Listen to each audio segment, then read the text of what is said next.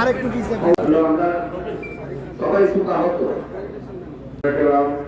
আজকে আমরা যে জানাজার নামাজে শরীক হতে যাচ্ছি, আমাদের অত্যন্ত প্রিয়জন আপনজন ডিসি ইউনিয়ন পরিষদের বর্তমান চেয়ারম্যান, সবজিবাজারের বিশিষ্ট ব্যবসায়ী, আমাদের রাজনৈতিক আওয়ামী লীগের নেতা আব্দুর রহিম সাহেবের জানাজার নামাজে উপস্থিত হয়েছি। আমরা ওনার জন্য দোয়া করি। ওনার এই আকস্মিক মৃত্যুতে আমরা সবাই দুঃখিত মর্মাহত। আজকের এই দিনে আব্দুর রহিম চেয়ারম্যান সাহেবের জানাজার নামাজের পর্ব এই প্রশ্নতে আমাদের কেউ ছিল না, কারো ছিল না।